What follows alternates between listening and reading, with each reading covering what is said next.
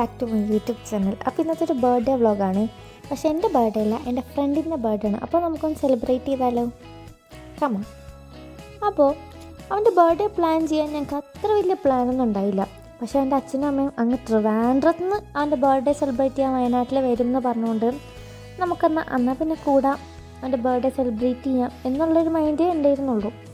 പക്ഷേ ചില തിരക്ക് കാരണം അവർക്ക് വരാൻ പറ്റില്ല എന്ന് പറഞ്ഞു.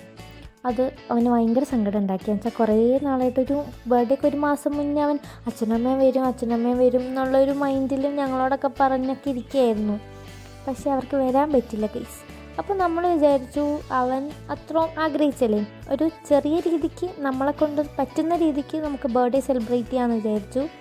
ഞങ്ങൾ കുറച്ച് ഫ്രണ്ട്സൊക്കെ പ്ലാൻ ചെയ്തു. ഞങ്ങൾ ബർത്ത്ഡേക്ക് ഒരു കേക്കൊക്കെ സെറ്റാക്കി. അത്ര വലിയ ബർത്ത്ഡേ ഒന്നും കേട്ടോ, ജസ്റ്റ് കേക്ക് കട്ട് ചെയ്യുക, ഫുഡ് കഴിക്കുക, പിന്നെ ഫ്രണ്ട്സായിട്ട് ചില്ല് ചെയ്യുക, അതേ ഉണ്ടായിരുന്നുള്ളൂ പ്ലാൻ. അല്ലാണ്ട് ഒരു പാർട്ടി പോലെ ഒന്നും ഉണ്ടായിരുന്നില്ല. അങ്ങനെ ഞങ്ങൾ കേക്കൊക്കെ വിളിച്ച് റെഡിയാക്കി. ഞങ്ങളിവിടെ വൈത്തിരി തന്നെയുള്ള സ്വീറ്റ് ഹോംസ് എന്ന് പറഞ്ഞൊരു ബേക്കറിൻ്റെ അടുത്താണ് ഒരു ബെൻഡോ കേക്കാണ് ഞങ്ങൾ മേടിച്ചിട്ടുണ്ടായിരുന്നത്. അങ്ങനെ രാവിലെ എണീറ്റെന്ന് പറയാൻ പറ്റില്ല, 10-10 എണീക്കാൻ. ലൈക്ക് വയനാട്ടിൽ താമസിക്കുന്നവർക്ക് മനസ്സിലാവും ഇവിടുത്തെ കാലാവസ്ഥ ഇപ്പോൾ എന്താണ്, ഭയങ്കര മോശമാണ്. മഴയും കോടയും തണുപ്പ് പറഞ്ഞാൽ രാവിലെ എണീക്കാനേ പറ്റില്ല ഗൈസ്. പിന്നെ വെള്ളത്തിൻ്റെ ഒട്ടും പറയണ്ട, കുളിക്കാൻ കുളിക്കാനുള്ള മൂടങ്ങ് പോകും ആ ഒരു തണുപ്പിൽ.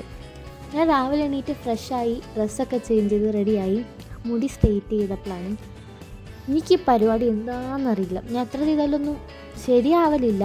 പിന്നെ ആ ഫ്രണ്ടിലത്തെ മുടിയൊക്കെ ഒന്ന് സ്ട്രെയിറ്റ് ആയി കിടക്കുന്ന കാണുമ്പോൾ ഒരു മെനയാണ്, വൃത്തിയാണ് കാണാൻ. അതുകൊണ്ടാണ് ചെയ്യുന്നത്. അങ്ങനെ തന്നെ സ്ട്രെയിറ്റ് ചെയ്യാൻ എൻ്റെ ഫ്രണ്ട് ഹെൽപ്പ് ചെയ്ത്. അങ്ങനെ ഒരു സൈഡൊക്കെ ചെയ്ത് കഴിഞ്ഞപ്പോഴാണ് എനിക്ക് മനസ്സിലായത് ഈ പരിപാടി എനിക്ക് പറ്റിയതല്ല എന്ന്. അത് കയ്യിലുണ്ടായിരുന്ന സ്ഥലമൊക്കെ ആയി തേച്ച് മുടിയൊക്കെ എങ്ങനെയൊക്കെയോ സെറ്റാക്കി.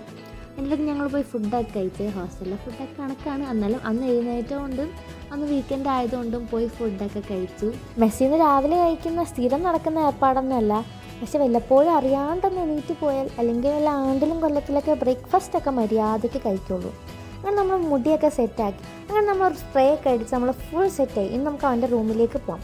ഞങ്ങൾ വൈത്തിരിയിലിറങ്ങി അവൻ്റെ കേക്കൊക്കെ കളക്ട് ചെയ്തിട്ടാട്ടോ നമ്മൾ പോയത് വൻ കോമഡിയാണ്. അറിയാൻ പാടാത്ത ബസ്സിൽ ചാടി കയറി എക്സ്ട്രാ പൈസയും കൊടുത്ത് ലക്ഷറി ആയിട്ടാണ് നമ്മൾ അവൻ്റെ റൂമിലേക്ക് ചെന്നത്. അങ്ങനെ റൂമിലൊക്കെ ചെന്ന് കേക്കൊക്കെ കട്ട് ചെയ്തു. കേക്ക് കണ്ടപ്പോൾ അവൻ അത്യാവശ്യം ഹാപ്പി ആയിരുന്നെങ്കിലും സൈഡിൽ അവൻ്റെ അച്ഛനമ്മനെ വീഡിയോ കോൾ ചെയ്തെടുത്തപ്പോൾ ഒരൊന്നും കൂടി ഹാപ്പി. അങ്ങനെ അവനും ഹാപ്പി, ഞങ്ങളും ഹാപ്പി, അവൻ്റെ പാരൻസും ഹാപ്പി. അത് കാണുമ്പോൾ തന്നെ ഒരു സന്തോഷമാണല്ലേ. അത് കഴിഞ്ഞ് കുറച്ച് കഴിഞ്ഞപ്പോൾ ഞങ്ങളുടെ വേറൊരു ഫ്രണ്ട് വന്നു, നിതിൻ. അവൻ കപ്പ് കേക്ക് ആയിട്ടാട്ടോ വന്നത്. അത് കട്ട് ചെയ്ത വീഡിയോസ് എൻ്റെ ഷോർട്സിലുണ്ട്. അങ്ങനെ നമ്മൾ അതൊക്കെ കഴിഞ്ഞ് അവൻ ഞങ്ങൾക്ക് വേണ്ടി പായസം റെഡിയാക്കിയിട്ടുണ്ടായിരുന്നു. സേമിയ പായസമായിരുന്നു. എൻ്റെ ഫേവറേറ്റ് പായസമാണ്. എന്നെ അറിയുന്നവർക്ക് എല്ലാവർക്കും അറിയാം എൻ്റെ ഫേവറേറ്റ് പായസം സേമിയ ആണെന്നുള്ളത്. അങ്ങനെ ഞാൻ അതെല്ലാവർക്കും ഷെയർ ചെയ്തൊക്കെ കൊടുത്തു. നമ്മൾ കുറച്ച് നേരം വർത്താനൊക്കെ പറഞ്ഞിരുന്നപ്പോൾ നമുക്ക് തന്നെ ബോറടിക്കാൻ തുടങ്ങി. അപ്പോൾ നമ്മൾ സിനിമ കണ്ടു. ഫൈനൽ ഡെസ്റ്റിനേഷൻ്റെ ബ്ലഡ് ലൈൻ എന്ന ലാസ്റ്റ് എപ്പിസോഡാണ് കണ്ടത്. പക്ഷേ ഭയങ്കര ലാഗ് പടയിരുന്നു. അപ്പോൾ നമ്മൾ നേരെ ഫുഡ് കഴിക്കാനാണ് പോയത്. നമുക്കൊന്നും നോക്കാനില്ല, ചെന്ന് വൈശാഖിൻ്റെ ബർത്ത്ഡേ ആയതുകൊണ്ട് ഫുൾ ചിലവ് അവൻ്റെ വക ആയതുകൊണ്ട് നമ്മളൊന്നും നോക്കാണ്ട് ഫുഡ് കഴിക്കാൻ പോയി. ഒട്ടും കുറയ്ക്കാൻ പാടില്ലല്ലോ. നമ്മൾ കഴിക്കാൻ പോയത് മന്തിയായിരുന്നു കേട്ടോ. നമ്മൾ ബീഫ് വാരിയൽ മന്തിയായിരുന്നു ഓർഡർ ആക്കിയിട്ടുണ്ടായിരുന്നു. അങ്ങനെ നമ്മുടെ മന്തിയൊക്കെ വന്നു. മന്തി കഴിക്കാൻ തുടങ്ങിയപ്പോൾ ഉത്സാഹമൊന്നും പിന്നെ ആരുടെയും മുഖത്ത് ഞാൻ കണ്ടില്ല. ഒരു വിധം അതൊക്കെ അത്യാവശ്യം കഴിച്ച് തീർത്ത് നമ്മൾ WMO എന്നുള്ളൊരു മുട്ടിലൊരു റെസ്റ്റോറൻറ്റിലാണ് കഴിക്കാൻ പോയത്. അങ്ങനെ അതൊക്കെ കഴിച്ച് കഴിഞ്ഞ് ഞാനും എൻ്റെ ഫ്രണ്ട് നേരെ ഹോസ്റ്റലിൽ വന്നു. ഇനി ഒരു ഉറക്കം പാസ്സാക്കണം. അപ്പോൾ ശരി, അപ്പോൾ ഓക്കെ ദെൻ ബൈ.